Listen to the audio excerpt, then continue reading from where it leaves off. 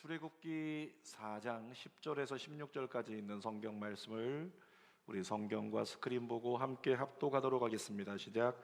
모세가 여호와께 아뢰되 오 주여, 나는 본래 말을 잘하지 못하는 자니이다. 주께서 주의 종에게 명령하신 후에도 역시 그러하니 나는 입이 뻣뻣하고 혀가 둔한 자니이다. 여호와께서 그에게 이르시되 누가 사람의 입을 지었느냐? 누가 말 못하는 자나 못 듣는 자나 눈 밝은 자나 맹인이 되게 하였느냐? 나 여호와가 아니냐? 이제 가라. 내가 내 입과 함께 있어서 할 말을 가르치리라. 모세가 이르되 오 주여, 보낼 만한 자를 보내소서. 여호와께서 모세를 향하여 노하여 이르시되 레위 사람 내 형 아론이 있지 아니하냐? 그가 말 잘하는 것을 내가 아노라. 그가 너를 만나러 나오나니 그가 너를 볼 때에 그의 마음에 기쁨이 있을 것이라. 너는 그에게 말하고 그의 입에 할 말을 주라. 내가 내 입과 그의 입에 함께 있어서 너희들이 행할 일을 가르치리라. 그가 너를 대신하여 백성에게 말할 것이니 그는 내 입을 대신할 것이요 너는 그에게 하나님 같이 되리라. 아멘. 오늘은 출애굽기 4장 10절에서 16절까지 말씀을 가지고 누구를 믿고 살 것인가, 이런 제목으로 말씀을 나눕니다. 따라 고백할까요? 누구를 믿고 살 것인가? 여러분에게 결론은 나왔다고 믿습니다. 하나님 믿고 살아야죠. 여러분, 삶을 살아가다 보면 이러저러한 문제를 만납니다. 때로는 문제가 너무 커서 어쩔 줄 몰라 할 때가 있어요. 근데 이 문제를 만나는 인생에 대해서 우리 대한민국이 제시하고 있는 속담이 있는데, 그게 뭐냐면 복음과도 같은 속담이죠. 호랑이에게 잡혀가도 어떻게 하면 산다? 정신만 차리면 산다. 다시 한번, 호랑이에게 잡혀가도 어떻게 된다고요? 정신만 차리면 산다. 요즘식으로 말하면 멘탈이 깨지지 않으면 산다는 거예요. 별일 아니라고 생각하면 우리는 별거 아닌 것 같고 문제다 이렇게 얘기하지 않아요. 근데 감당하기 좀 버거우면 문제라고 인식을 합니다. 근데 우리가 보기에 문제인 거지 하나님이 보시기에는 문제가 아니더라는 거죠. 그래서 우리가 보기엔 문제인데 하나님은 이걸 문제도 아니라고 하시니 누굴 믿고 살자? 하나님 바라보고 하나님 믿고 살자, 이렇게 고백을 하는 거죠. 제가 신유기도 시간에 이런 기도합니다. 문제 있는 사람은 한 손에 가슴을 얹으시라고. 그러면 이제 성도들 중에서 거의 대다수가 한 손을 가슴에 얹어요. 문제가 있다는 거죠. 제가 항상 기도하는 기도 유심히 들어보신 분들은 기억하실 겁니다. 문제가 있어서 한 손을 가슴에 얹은 성도들을 하나님, 우리에게 문제는 없습니다. 우리에게 문제는 없습니다. 뭐만 있는가? 응답의 씨앗만 있습니다. 축복의 기회만 있습니다. 아멘입니까? 우리에게 문제가 없고 응답의 씨앗만 있고 축복의 기회만 있다. 제가 그렇게 기도를 하는 거예요. 이유는 뭐냐면 모든 문제가 지나다 보니까 하나님 은혜 가운데서 합력해 문제는 다 선이 되더라는 거죠. 그러니까 문제가 터졌을 때는 어쩔 줄 몰라 하지만 해결하고 나면 문제마다 나름대로의 뭐가 있다? 은혜가 있다. 그러니까 우리가 보기에는 야, 문제가 생겼네 라고 생각하지만 하나님은 뭐라고 말씀하시냐면 은혜가 왔네, 이렇게 말씀하시는 거죠. 왜? 하나님 안에서 놀라운 일들이 일어나기 때문에 그런 겁니다. 여러분, 우리 하나님은 여러분에게 문제를 허락하지 않으세요. 여러분에게 은혜를 허락하십니다. 따라합시다. 하나님은 나에게, 자, 그 문제 있죠?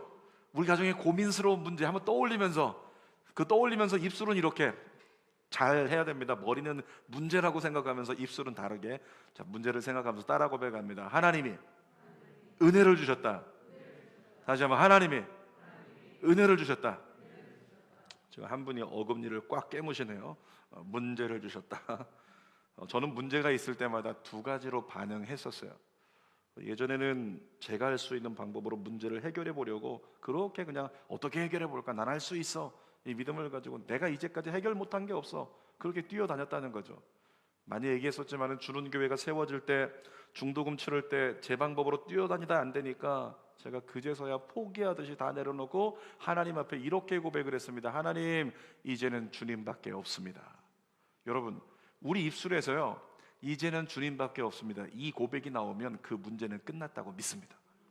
우리 입술에서 어떤 고백이 나오면 주님밖에 없습니다. 우리 애를 아무리 가르쳐도 안 되는 거예요. 아무리 다그쳐도 안 되는 거예요. 그러면 이제 누구밖에 없다? 주님밖에 없다. 그리고 내가 가르치고 내가 아이를 끌고 가려고 했던 것을 하나님 이젠 주님밖에 없습니다. 우리 아이를 주님께 맡깁니다. 그러면 끝난다고요. 그러니까 제가 교회를 세울 때도 정말 전적으로 이제는 주님 제가 다 뛰어다녀 봤는데 안 되거든요. 그러니까 이젠 제가 다 내려놓고 하나님만 전적으로 의지합니다. 이제는 주님밖에 없습니다. 거짓말처럼 일주일 만에 여기저기서 막 그냥 교회가 세워진다고 후원금 지원금들이 들어오기 시작하는데 일주일 만에 9천만 원이 들어오더라고요. 통장에. 딱 한 분이 좀 이렇게 약간 눈이 커지고 나머지는 뭐 그 정도야 껌이다 뭐 이런 생각이신 것 같아요. 잔금을 치를 때도요, 그때 경험 때문에 야 내가 주님밖에 없다고 기도하고 그냥 주님만 바라봤더니 하나님이 그렇게 허락해 주시는데, 그래서 잔금 때 1억 2천이었거든요. 근데 이걸 어떻게 마련을 해야 되나 고민하고 있는데 조금 마련하고 이제 모자른 거죠. 근데 한 권사님이 갑자기 전화가 왔어요. 그러더니 목사님 지금 얼마큼 준비가 됐냐, 어떻게 하고 있냐. 그래서 이만저만해서 이만큼 하고 있고 이만큼 모자라다라고 말씀드렸더니 그 모자란 거 계좌번호 알려달라고 제가 바로 지금 보내드리겠습니다. 그리고 1시간도 안 돼서 통장에 9천만 원이 한 번에 들어왔어요. 너무 많은 것들을 갖고 이렇게 막, 그래 김포에 사시는 분들 막 갑자기 아파트값 2억 3억 9천만 원 그거 갖고 뭘 그러시는 겁니까? 별로 이렇게 반응이 없네요. 하나님을 제가 전적으로 의지했을 때요, 저에게 주셨던 하나님 마음 얘기하려고 그래요. 제가 전적으로 주님 이제는 주님밖에 없습니다. 정말 제가 할 수 있는 게 없어요. 주님밖에 없어요. 그랬더니 그때 하나님이 주셨던 마음, 성현아 뭘 그렇게 이리저리 뛰어다니냐, 왜 그렇게 사람들을 찾는 거야, 내가 너에게 필요한 모든 것을 줄 수 있다고 왜 믿지 못하니? 성현아 나를 믿어야 된다. 내가 너의 하나님이다. 내 삶의 공급자는 바로 나다.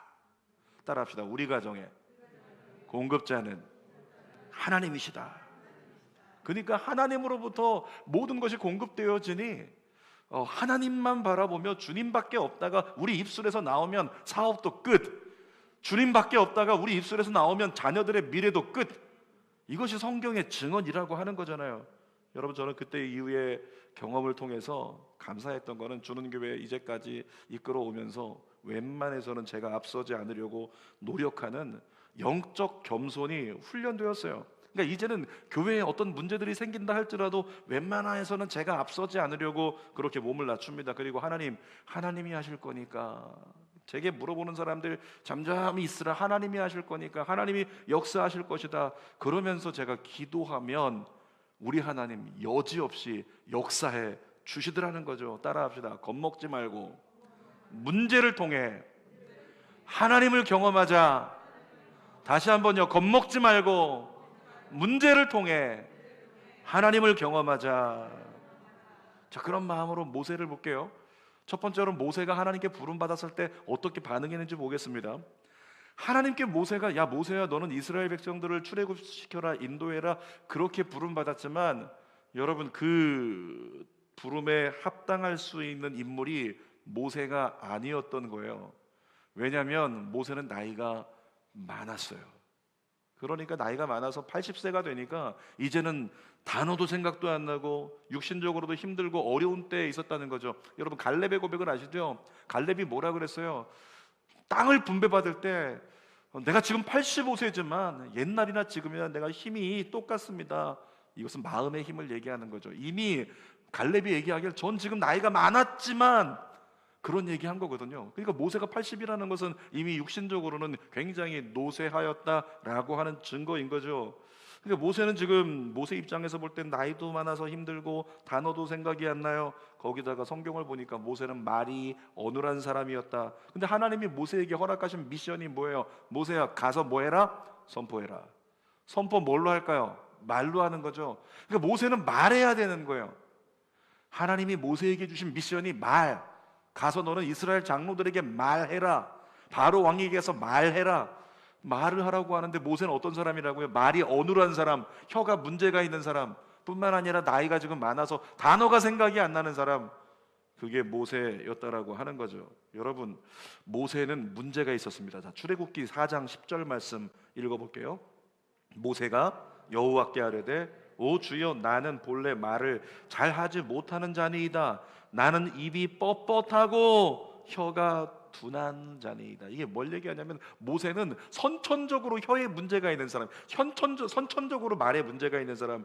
그러나 거기다가 나이도 고령이 돼 버려 가지고 모세가 생각하기에 이건 아무리 생각해도 하나님이 번지수를 잘못 짚으셨다. 그래서 이렇게 얘기하죠. 13절 말씀에 보니까 13절에 모세가 이르되 오 주여 보낼 만한 자를 보내소서. 이게 뭐냐면 주여 저는 아닌 것 같아요. 저는 아닌 것 같으니까 보낼 만한 딴 사람을 좀 찾으십시오. 전 지금 연약해. 하나님 보십시오. 선포하라고요? 제 입술 아시잖아요. 제 혀를 아시잖아요. 저는 아니지요. 여러분 우리 하나님께서 모세를 부르실 때요, 모세의 연약함을 모르셨을까요? 모세가 혀가 막 짧든지 혀가 굳어 있든지 말 못하는 거 모르셨을까요? 하나님께서 그렇게 모세를 부르실 때 모든 것을 다 알고 계셨다는 거예요. 하나님은 이미 모세 너 약한 거 부족한 거 알지. 내가 왜 모르겠어? 시편 103편 14절 말씀을 읽어볼게요. 그가 우리의 체질을 아시며 뭘 하신다고요? 체질을 아신대요. 어떤 성도님도 그런 얘기한 적이 있어서 제가 이 말씀 얘기하는 겁니다. 목사님 전 그거 제 체질에 안 맞아요. 야 무슨 봉사 한번 해볼까? 아니 제 체질에 안 맞아요. 그렇게 얘기하는 사람 이 성경 말씀으로 입을 닫으시기를 바랍니다. 자, 다시 한번 그가 우리의 뭘 하신다고요? 체질을 아시며 우리가 단지 먼지뿐임을 기억하심이로다. 하나님 앞에서 인생들은 어떤 존재냐면 먼지 같은 존재래요. 여러분 먼지 어떤지 아시죠? 바람이 불어오면 이쪽으로 날아갑니다. 이쪽으로 바람이 불어오면 이쪽으로 날아가는 거예요. 이렇게 그냥 순식간에 날아다니는 인생들, 그리고 먼지처럼 정말 의미 없어가지고 빨리 청소기로 빨아들여서 버려야 되는 쓰레기 같은 존재들, 아무짝에 의미 없는 존재들, 그게 인생들이라고요. 그러니까 그렇게 부족한 인생들인데 하나님은 어떻게 역사하셨냐면 그런 먼지 같은 인생들을 통해 역사하시더라는 거죠. 기적 중에 기적이 무엇인가 저에게 물어본다면 저는 제일 먼저 얘기할 수 있는 건 이것입니다. 저 같은 사람을 하나님이 주의 종으로 삼으시고 저 같은 사람을 통해서 일하시는 거, 이것이 기적이다 얘기해요. 제가 주는 교회 성도들 보면은 이렇게 가끔씩 둘러보면서 혼자 이렇게 생각하는 게 있어요. 야, 어떻게 주는 교회 왔을까? 어떻게 주는 교회 왔을까? 그러면서 제가 혼자 생각을 한다는 거예요. 어떻게 주는 교회 왔을까?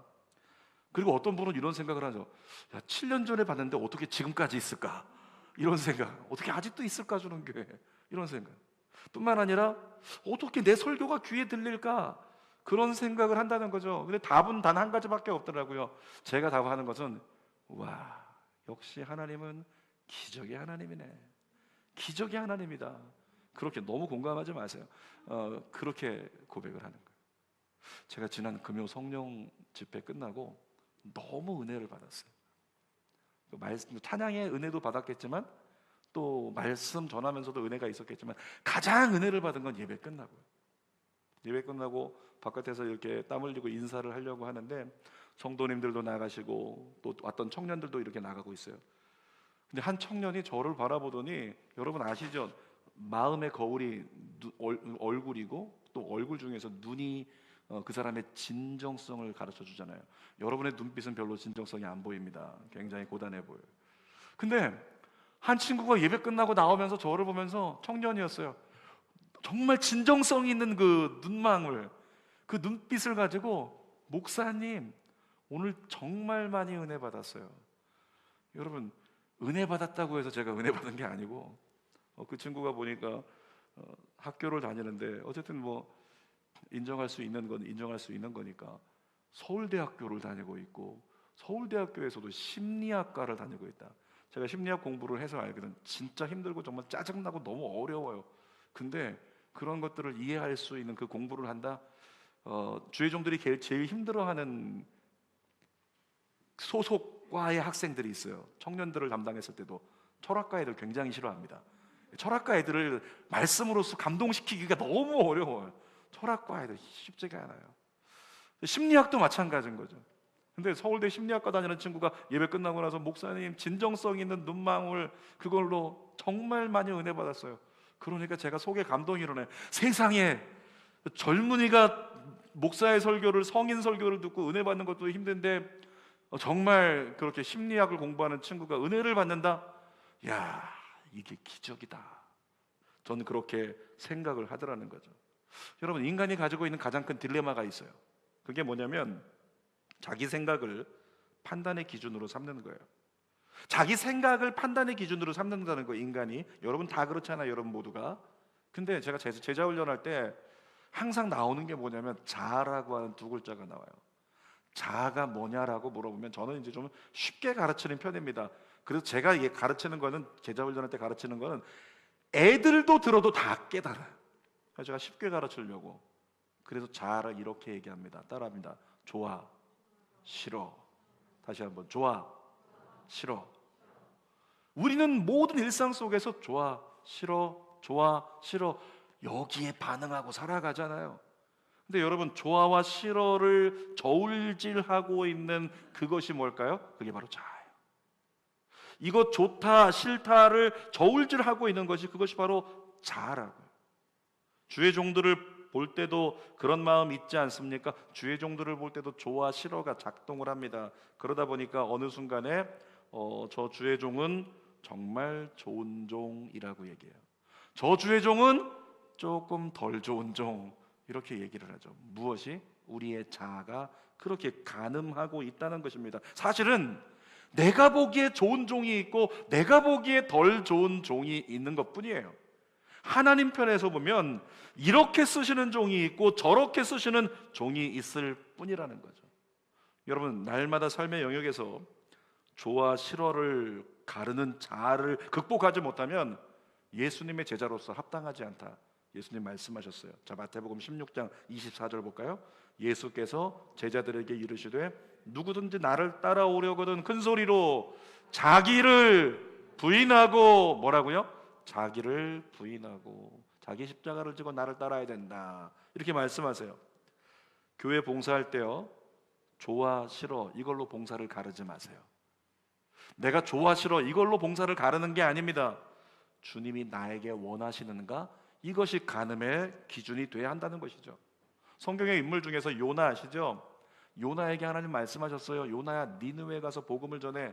근데 요나가 어떻게 반응했습니까? 니느웨로 안 가고 다시스로 가는 배를 탔잖아요. 이유가 뭘까요?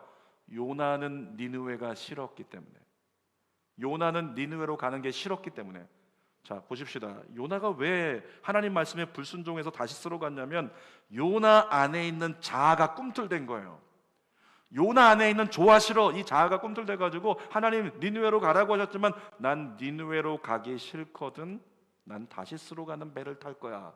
자아를 통해서 선택이 되니까 그 잘못된 선택이 결과적으로 큰 어려움을 당하게 되고 하나님께 불순종하는 결과를 가져왔다는 것입니다. 사랑하는 여러분, 결국에 우리가 불순종하는 이유가 뭐냐면 내 안에 자아가 살아있기 때문에 그러는 거예요. 따라합시다. 가슴에 한 손을 얹고요, 한 손을 강하게 얹고 여러분 손에다가 뜨거운 기를 모아가지고 이렇게 선포할까요? 또 자다가 깨서 이 선포를 잘못 들으면 이상한 교회다 생각할 수 있는데 따라하겠습니다. 죽을지어다 죽을지어다, 깨질지어다, 부서질지어다. 아멘. 누구의 고백이에요? 바울의 고백이에요. 나는 날마다 죽노라, 나는 죽었다, 나는 날마다 죽노라, 나는 죽었다. 이것이 바로 자기 자아를 향한 바울의 고백이라는 거죠. 그 고백이 우리 안에 있어야 됩니다. 우리가 하나님 앞에 금식해야 되는 이유가 뭐예요? 금식해야 되는 이유는, 금식이라고 하는 것은 자기 몸을 쳐서 복종시키는 거거든요. 그러니까 내 자아가 꿈틀대며 하나님께 좋아 싫어로 불순종하려고 할 때 우리는 금식을 통해서 오직 주님께만 온전히 순종할 수 있는 삶을 선택할 수 있다는 거죠. 내 자아로 말미암아 모세가 어떻게 반응했다고요? 하나님 말씀하시는데 아예 하나님 좀 잘못 짚으신 것 같아요. 하나님 아닌 것 같은데, 이렇게 하나님의 뜻을 부인하는 반응, 그것이 모세의 반응이었어요. 우리 안에도 똑같은 반응이 있는데 그 한계를 극복할 수 있기를 원합니다. 자, 두 번째로 모세의 문제가 무엇인가에 대해서 나눕니다. 여러분, 모세는 자기 생각으로 된다 안 된다를 판단하는 것이 문제였습니다. 모세는 이렇게 단정지었습니다. 하나님, 안 됩니다. 하나님, 보낼 만한 자를 보내서요 실수하셨습니다. 안 됩니다. 그랬더니 우리 하나님 어떻게 하셨어요?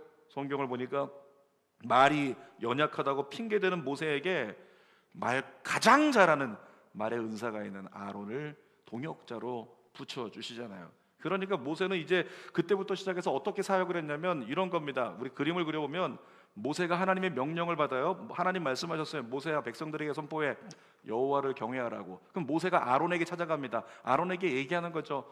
여호와를 경외하라.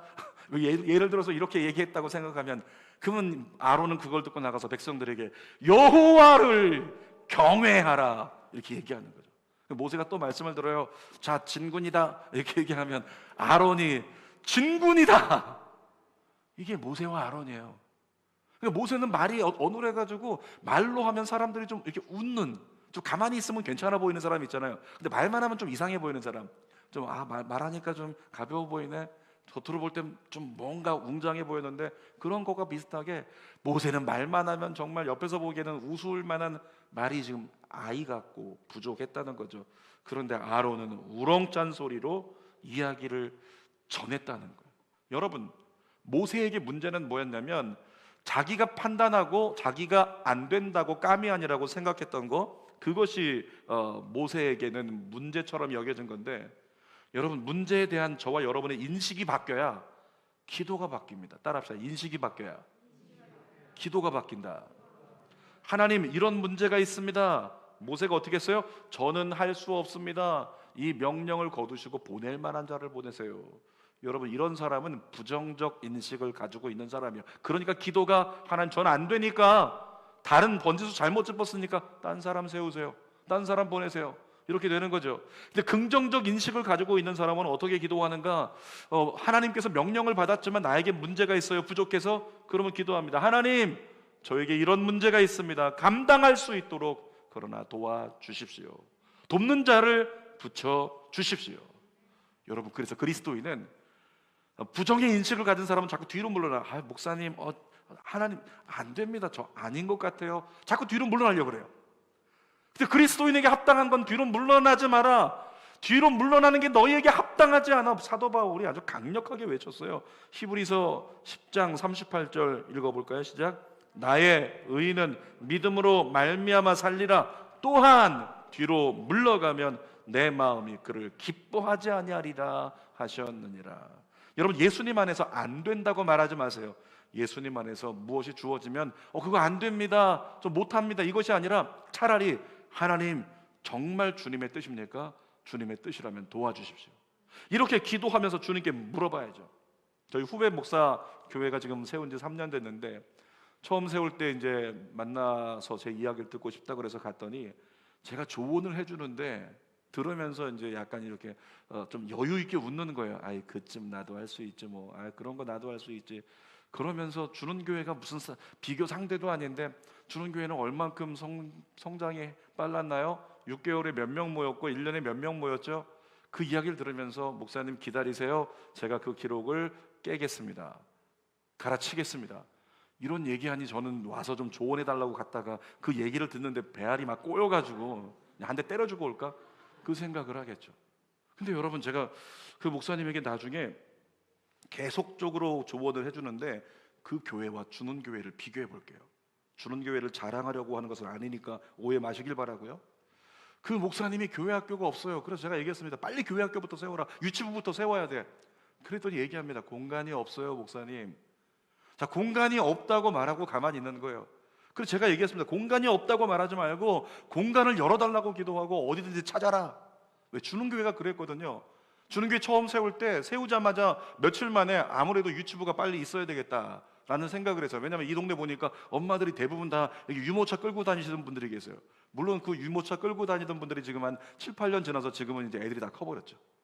근데 그분들을 보니까 아무래도 아이들을 담당할 부서가 빨리 있어야 되겠다. 그래서 제가 하나님께 기도했어요. 하나님, 유치부를, 교회 학교를 세워주세요. 그리고 구했으니까 그 다음엔 찾아야죠, 두드려야죠. 나가서 옆에 있는 태권도 관장에게 기도한 지 며칠 만에 쫓아가서 우리 아이들 지금 몇 명 안 되는데 얘들 좀 놀 공간이 필요하니까 얘들 좀 거기 태권도 좀 주일만 쓰면 안 되겠나, 이렇게 이야기를 하다가 결국에는 성사가 돼가지고 저희가 이전까지 태권도에서 교회 학교 유치부와 또 초등부 아이들을 잘 양육할 수 있었던 거잖아요. 그 후배 목사님이 얘기를 합니다. 교회 학교 왜 안 세워? 빨리 세워야지. 아직도 안 세웠니? 목사님 지금 몇 명밖에 없어서요. 몇 명 있는데 뭐 4명, 5명 이렇게 있어가지고 아직은 좀 아닌 것 같다고 좀 기다린다고 제가 얘기했습니다. 주는 교회는 2명의 아이가 있었을 때 교회 학교를 세웠다. 주는 교회 청년부도 2명 있었을 때 교육자를 불러서 교회 학교를 세웠다라고 제가 얘기하면서 계속 도전을 했었어요. 또 그 목사님께서 다음에도 보니까 교회 학교를 안 세웠길래 또 물어봤어요. 아니 왜 교회 학교를 아직도 안 세웠냐? 그랬더니 담당할 사역자가 없어서 안 세웠대요. 그래서 제가 얘기했죠. 주는 교회는 어떻게 했냐면 담당할 사역자가 없어서 하나님 앞에 하나님 기도합니다. 우리 평신도 중에서 리더를 세워주셔서 우리 주는 교회 학교를 담당할 수 있게 해달라고.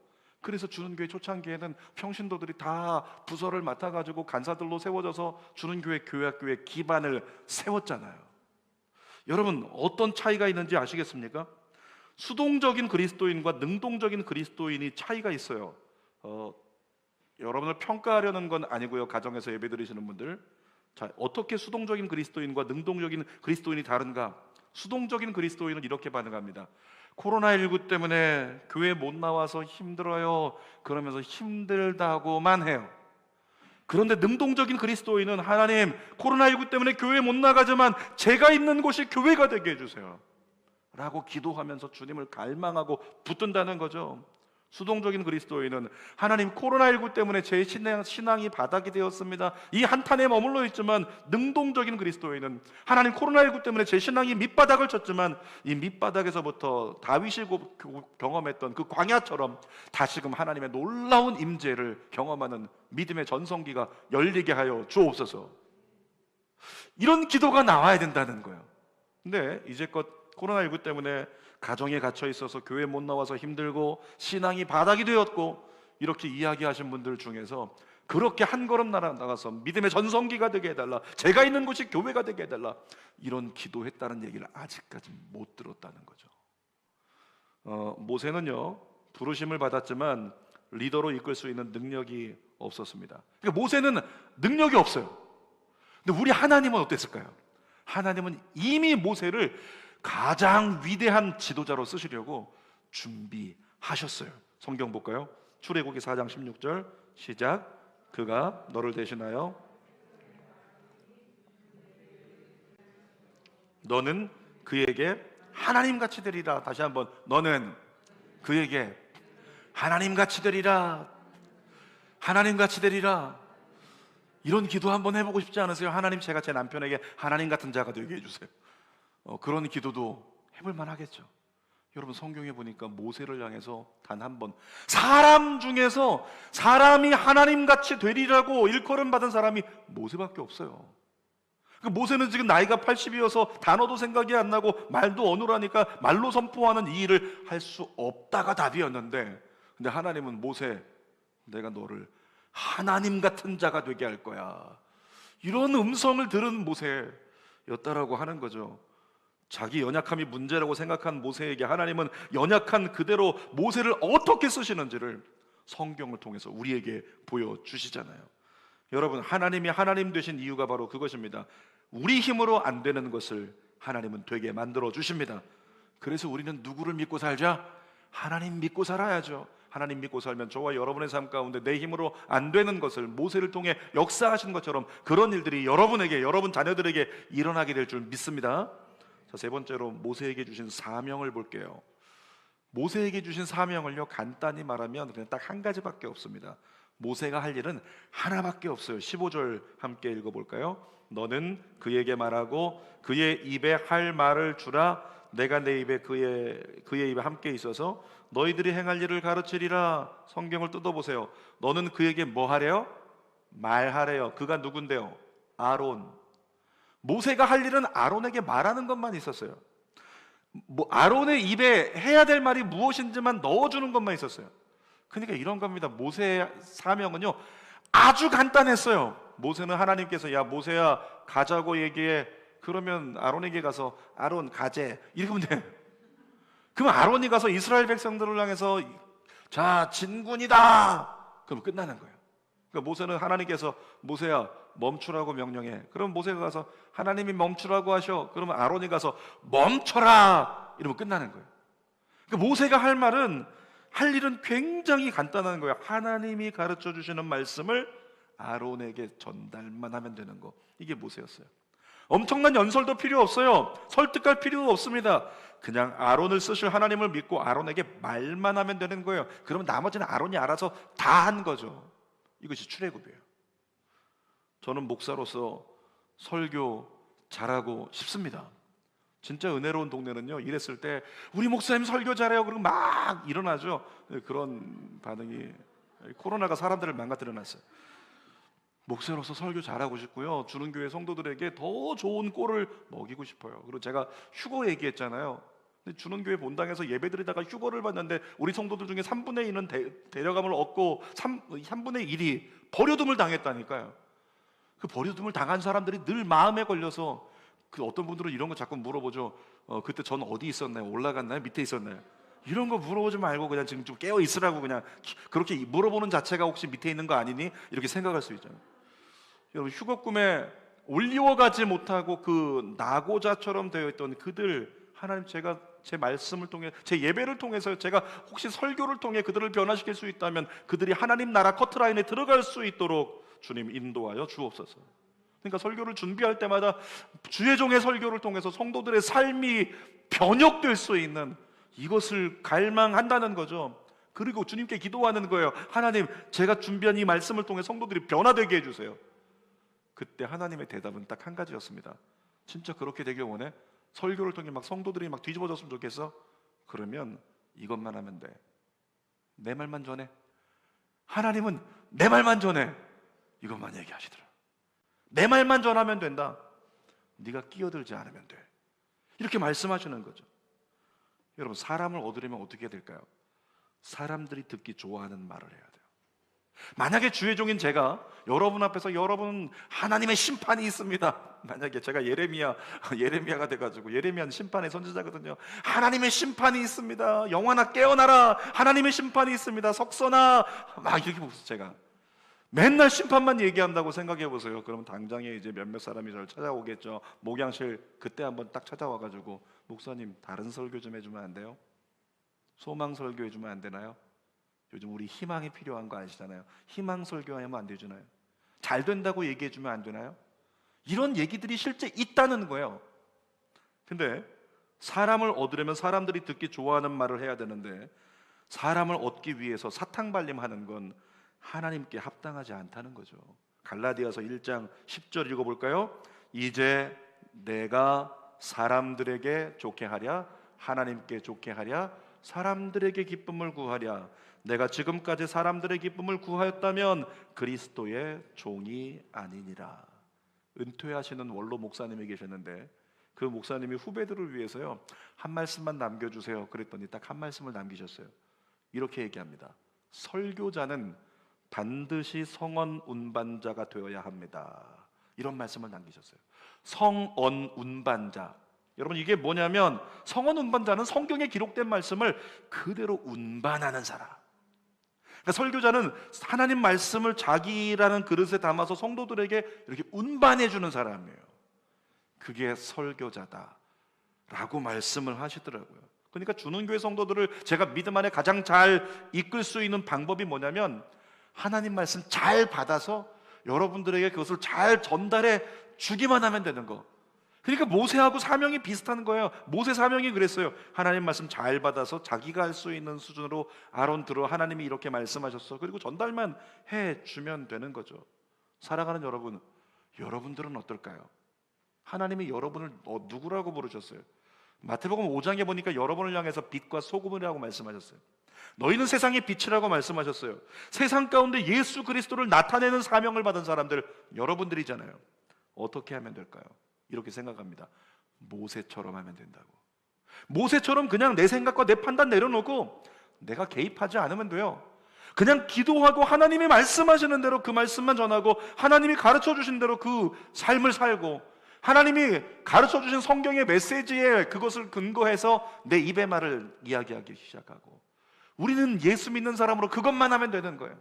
그러면 하나님께서 저와 여러분을 통해서 세상을 변화시키는 놀라운 일을 이루어 주신다고 하는 거죠. 문제는 자꾸 우리가 내 말을 하려고 해서 문제가 생기는 거죠. 하나님 말씀만 전하면 문제 없다는 사실 잊지 않기를 원합니다. 자, 설교 결론입니다. 오늘 제목이 뭐였어요? 누구를 믿고 살 것인가? 사람 믿지 마십시오. 능력 믿지 마십시오. 오직 한 분, 하나님만 믿으십시다. 하나님만 믿고 하나님 말씀만 붙들고 따라가는 믿음의 종들 되는 거, 그렇게 가면 어디가 끝난다고요? 그렇게 가면 출애굽이 되고요, 그렇게 가면 광야를 지나가고요, 그렇게 가면 가나안까지 도착한대요. 그냥 하나님이 주신 말씀만, 그것만 따라간 거예요. 모세는 하나님이 시키시는 말만, 하나님이 말씀하시는 것만, 그 선택만, 그 방향만 그대로 갔더니 광야를 넉넉히 지나가게 되고 문제를 지나가게 되고, 돌아보며 와, 하나님 대단해, 이렇게 이루어 주셨네, 감동하며 감사하는 여러분의 내일이 열리게 될 줄 믿습니다. 기도하겠습니다. 하나님, 주만 바라보게 하소서. 주만 바라보게 하소서. 하나님, 정말로 우리 사랑하는 믿음의 권속들이 모세처럼 우리도 부족할 수 있지만, 연약할 수 있지만, 자꾸 부족하고 연약한 거 우리 계산법으로 세지 말고 우리 자아는 다 내려놓고 버리고, 오직 하나님 말씀에 주님이 원하시면 주님 능력을 주옵소서, 은혜를 주옵소서, 감당할 수 있게 해주십시오 고백하며 하나님께 아멘하고, 주님이 말씀하시는 것에 나의 모든 삶을 온전히 내어드려 주님만이 나를 통해 드러날 수 있는 삶, 그 삶을 함께 살아갈 수 있도록 인도하여 주시옵소서. 그래서 예수 믿는 사람은 철저히 주님만 믿고 살게 하여 주옵소서. 예수님의 이름으로 기도드립니다. 아멘. 두 손을 가슴에 대고 우리 찬양하고 기도하도록 하겠습니다. 주만 바라보는 그 모세의 마음과 같이 하나님의 사랑을 사모하는 자, 하나님의 평안을 바라보는 자, 너의 모든 것 창조하신 우리 주님이 너를 얼마나 사랑하시는지 하나님께 찬양과 경배하는 자, 하나님의 선하심을 닮아가는 자, 너의 모든 것 창조하신 우리 주님이 너를 자녀 삼으셨네. 주만 바라보세요. 하나님만. 하나님 사랑의 눈으로 너를 어느 때나 바라보시고, 하나님 인자한 귀로서 언제나 너에게 기울이시니